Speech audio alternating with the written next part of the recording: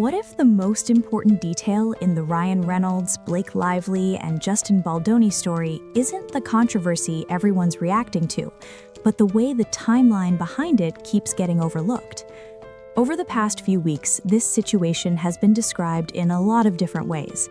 Some are calling it a controversy, others are using stronger words. But labels don't explain much on their own, especially when multiple names, projects, and public narratives start overlapping. What makes this moment different is how many familiar threads are suddenly intersecting at once. Ryan Reynolds is back in the conversation through a separate workplace issue. Blake Lively's ongoing legal situation continues to shape public perception. And Justin Baldoni, along with the production environment surrounding It Ends With Us and Wayfarer Studios, remains part of the broader context, whether he's directly involved in the latest headline or not.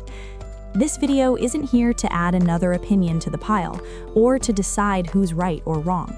Instead, it looks at how the story has unfolded, step by step, how certain moments drew attention, how explanations followed, and how the framing of events may have shifted before the full sequence was even examined.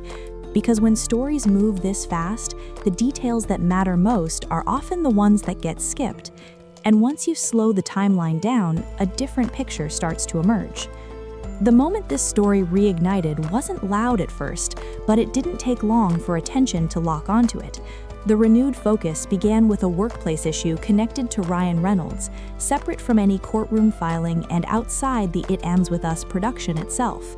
What drew attention wasn't just the incident, but how quickly it traveled, moving from a contained situation into a broader public conversation about responsibility, authority, and timing. As coverage spread, familiar dynamics reappeared. Early reactions emphasized reassurance, statements focused on intent, context arrived fast, and before the full sequence of events was widely understood, the conversation began drifting toward resolution. That speed matters.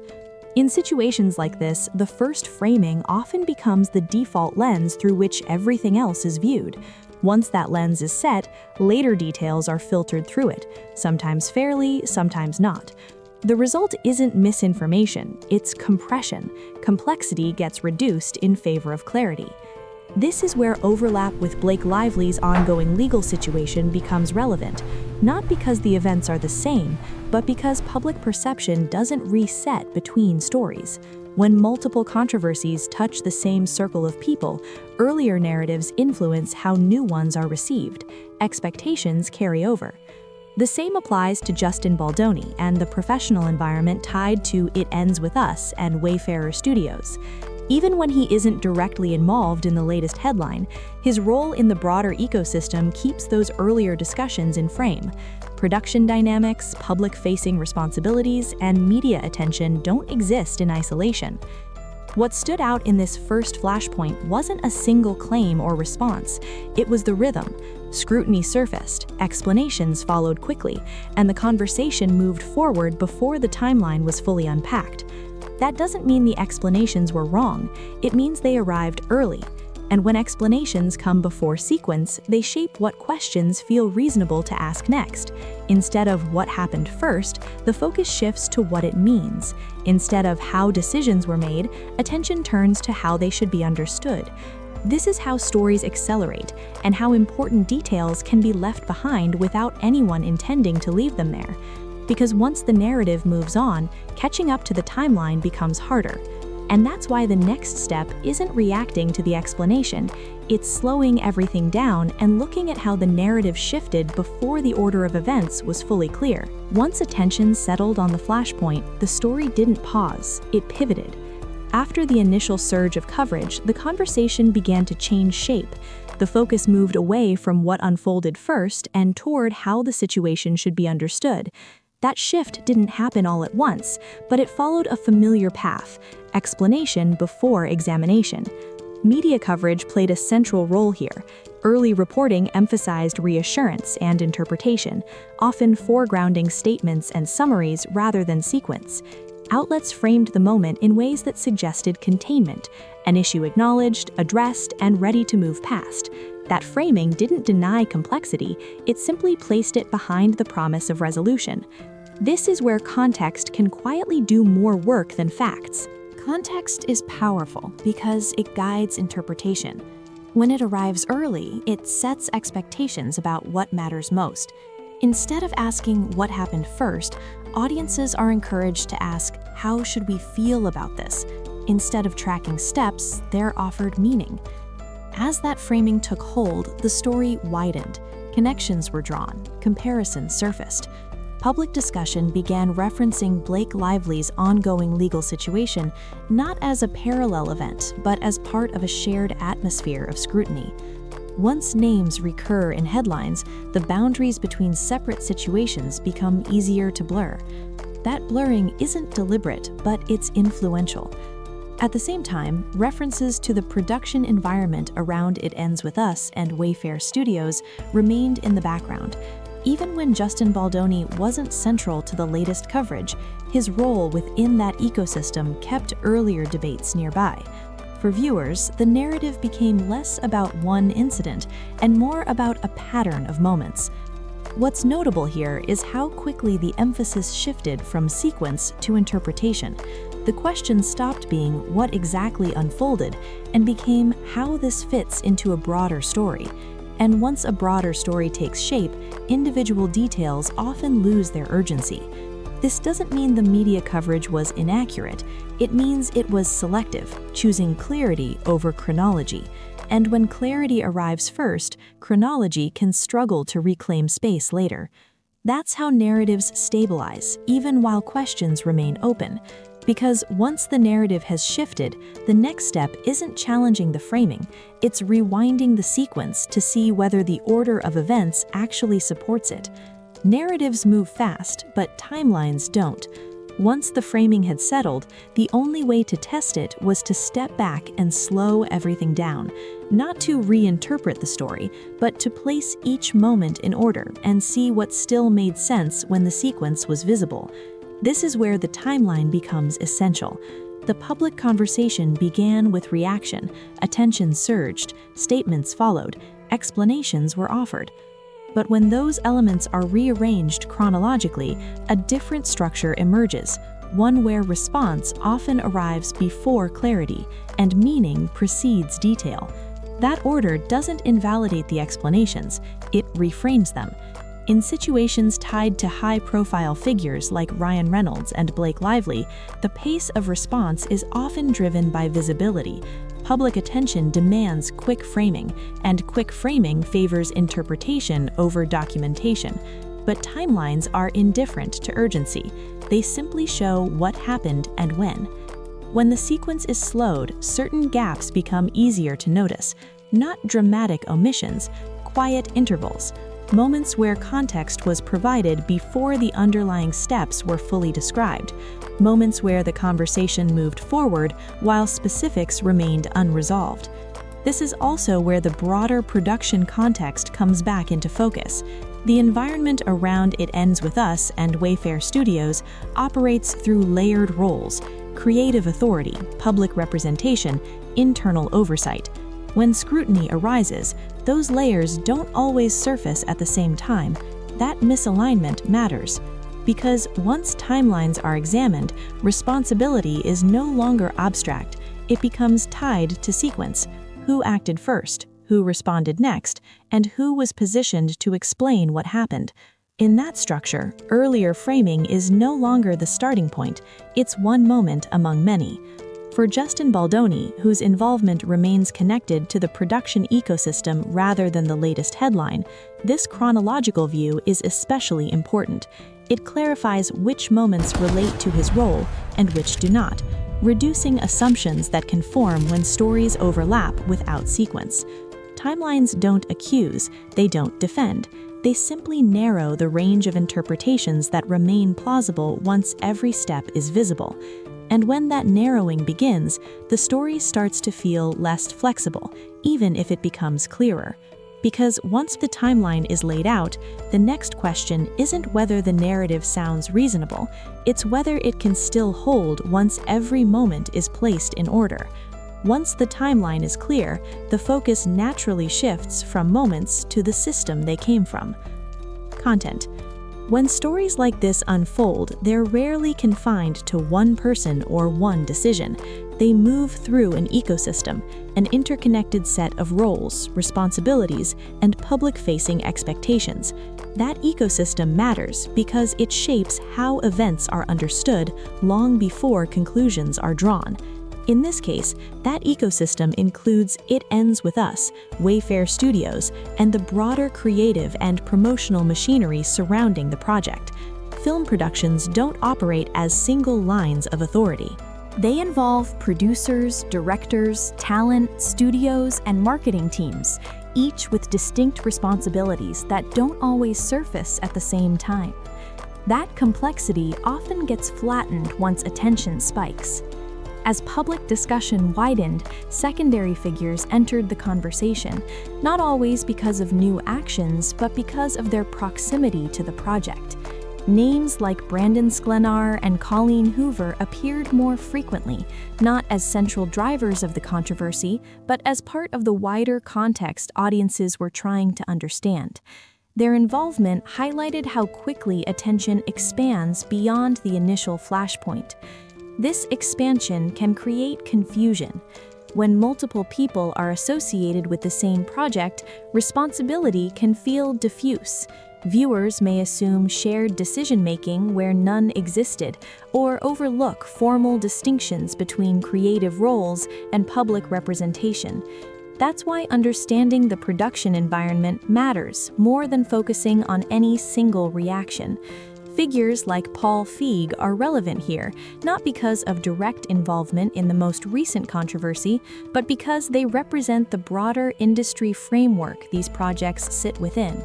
Their presence reminds viewers that productions are governed by established processes, even when those processes aren't immediately visible in public narratives. This is also where earlier framing starts to influence interpretation. Once the ecosystem is perceived as a whole, actions taken by one part can be seen as reflective of the entire system. Fairly or not, that perception shapes how explanations are received. What gets lost in that expansion is precision. Instead of asking who made which decision and when, the conversation drifts toward general impressions. The story becomes about an environment rather than a sequence. And while environments provide context, they can also blur accountability if timelines aren't kept in view. That's why returning to structure is essential, especially as more names enter the frame.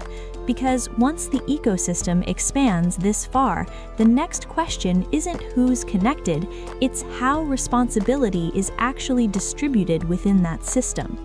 Once responsibility starts to blur, repetition becomes easier to spot.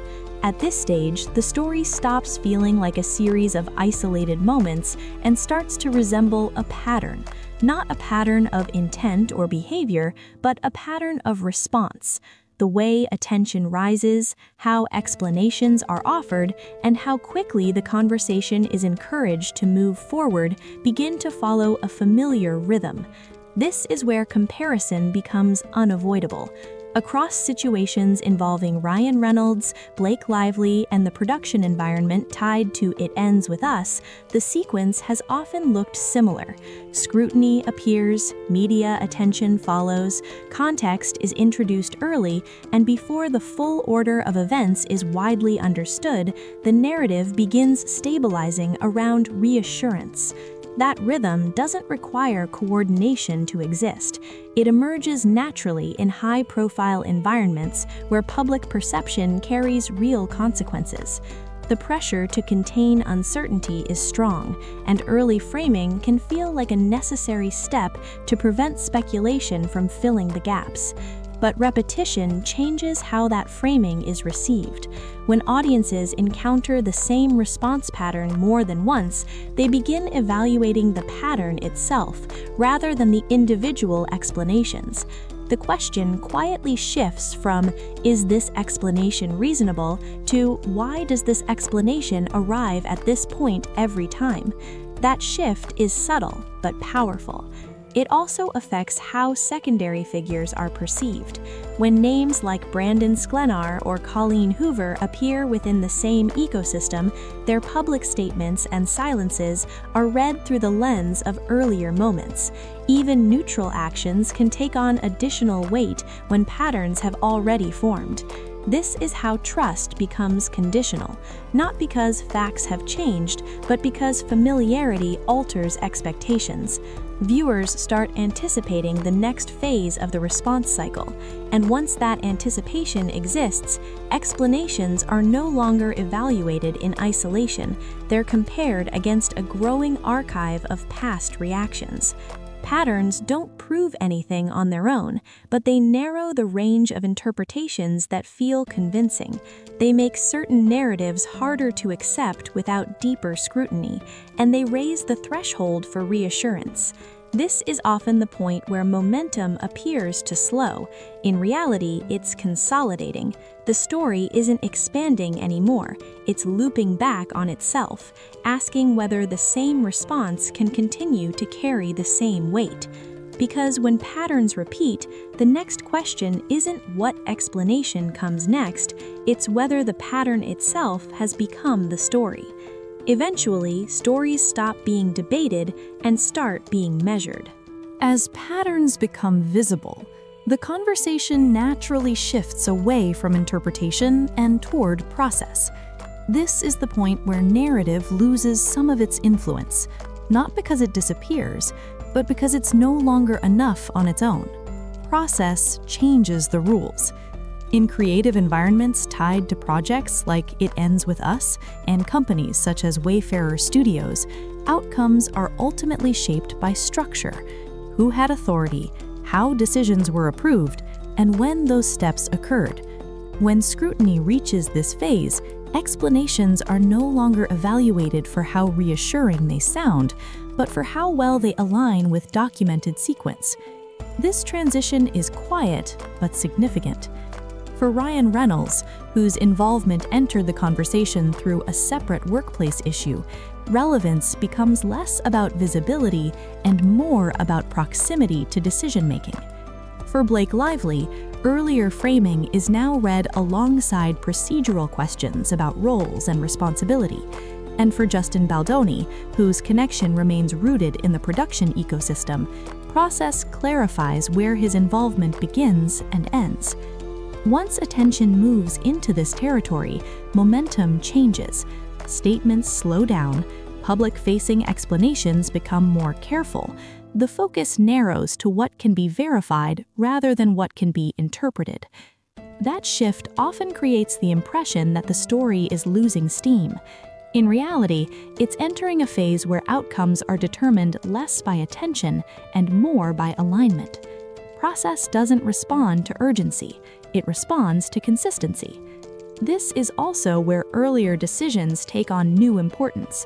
Choices made during the initial response don't disappear, they become reference points. When later explanations are measured against those early moments, even small inconsistencies can carry outsized weight. The conversation is no longer expanding outward, it's moving inward, toward structure, documentation, and sequence. And once that happens, narratives stop evolving freely. They're constrained by what can be supported. Because when process replaces narrative, the next question isn't what will be said next, it's what the structure beneath the story can actually sustain. When explanations slow down, what isn't said begins to matter just as much as what is. After process takes center stage, the tone of the conversation shifts again. Updates become less frequent, language becomes more measured, and the space once filled by framing is replaced with restraint. This is often where outside observers assume the story is winding down, but in reality, it's entering a more consequential phase. Silence in this context isn't absence, it's caution. Once scrutiny turns procedural, every additional statement carries weight. Each explanation has to align not only with previous comments, but with timelines, documentation, and defined roles. In that environment, restraint becomes a way to preserve consistency, rather than a sign of disengagement. This is visible across the interconnected situations involving Ryan Reynolds, Blake Lively, and the broader production environment around It Ends With Us. Early responses gave way to quieter intervals, where public communication narrowed and attention shifted toward internal review rather than outward narrative. That quiet can feel unsatisfying, but it's instructive. When people stop offering broad interpretations, it often means the margin for interpretation has shrunk. The conversation moves from shaping perception to maintaining alignment. What remains unsaid is often what can't yet be confirmed, clarified, or reconciled with the existing record. This phase also affects how secondary figures are perceived. Names like Brandon Sklenar and Colleen Hoover don't disappear, but their presence changes. Instead of driving the conversation, they become reference points, linked by proximity rather than action. Silence around them doesn't signal implication, it signals caution within a shared ecosystem. Over time, patterns of restraint become as recognizable as earlier patterns of response. Viewers notice when updates stall at similar points across different situations.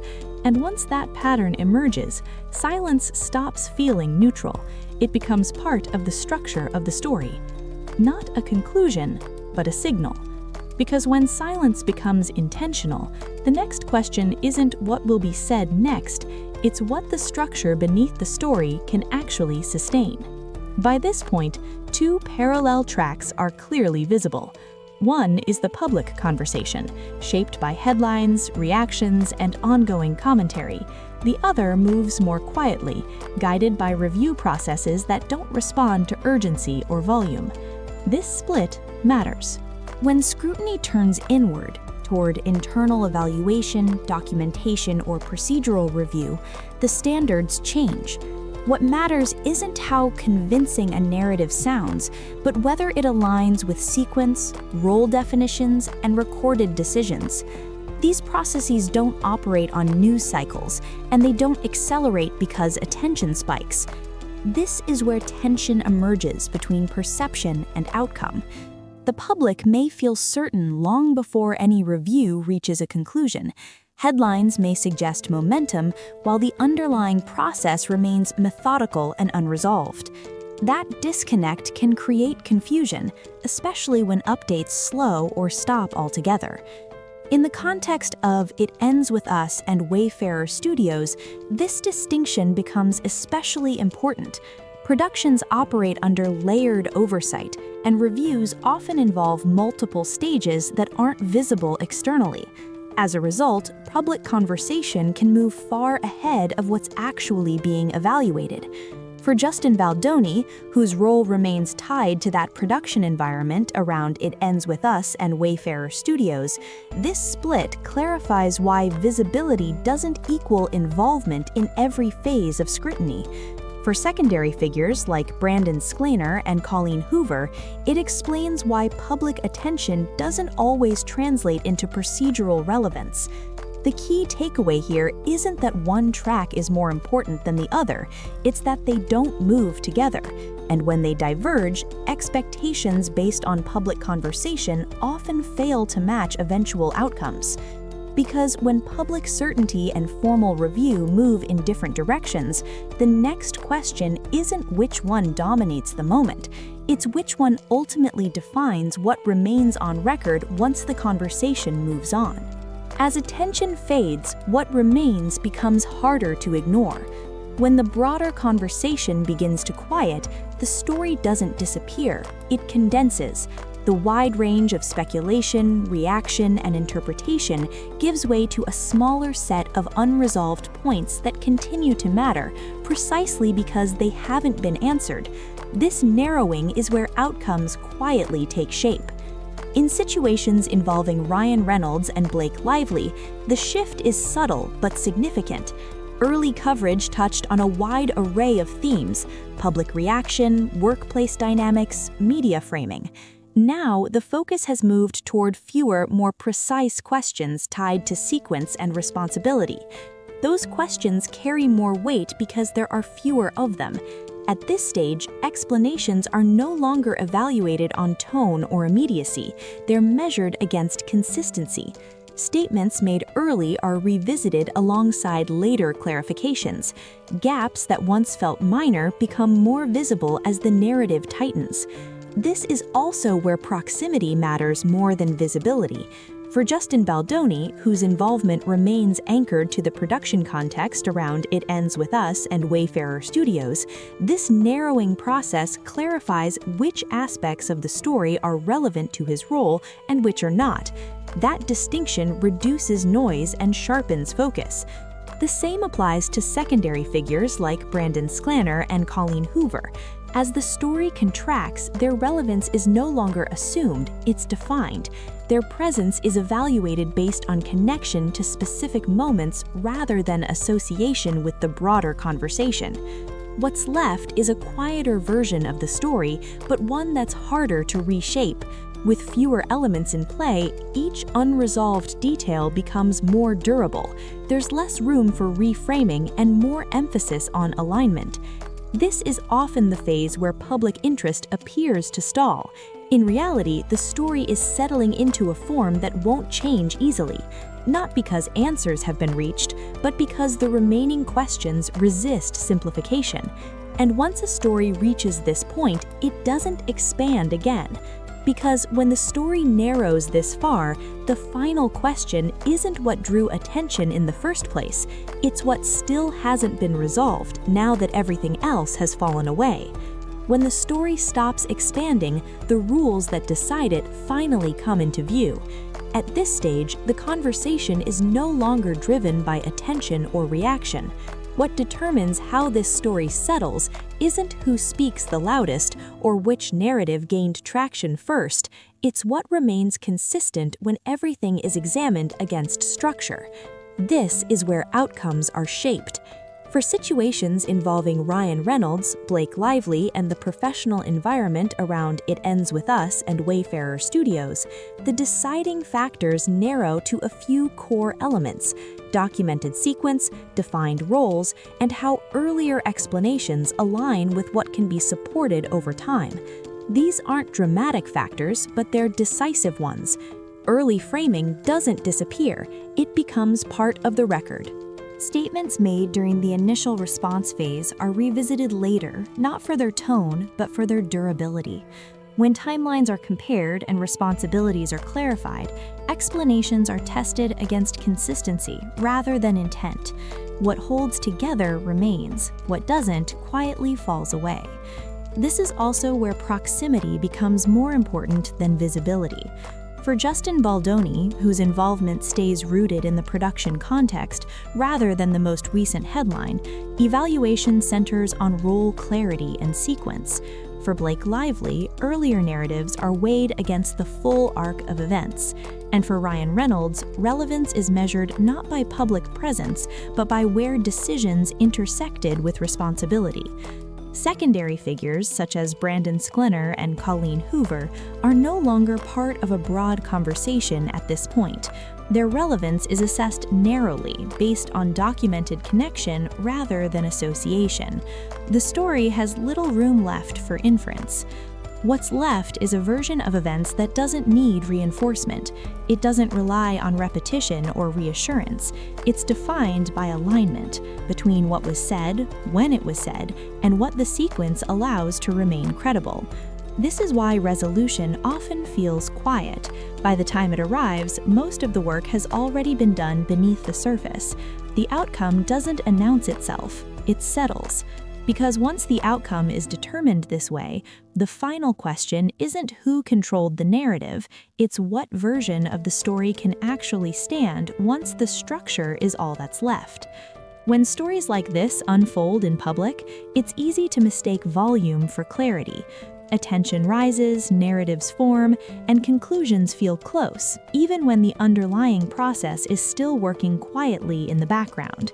What connects the situations involving Ryan Reynolds, Blake Lively, Justin Baldoni, and the wider ecosystem around It Ends With Us isn't a single moment or headline, it's how quickly framing takes hold and how slowly structure reveals what actually lasts. Once timelines are laid out, roles are clarified, and early explanations are placed beside later scrutiny, the story stops evolving on its own terms. What remains isn't the loudest version of events, but the one that holds together when everything else is stripped away. That's why resolution rarely arrives with a dramatic turn. It arrives quietly, shaped by consistency rather than reaction, and by what survives careful examination rather than public debate. If this breakdown helped you see the story more clearly, consider liking the video and subscribing for future analysis. New developments will be covered the same way, calmly, carefully, and grounded in what remains once the noise fades. Thanks for watching.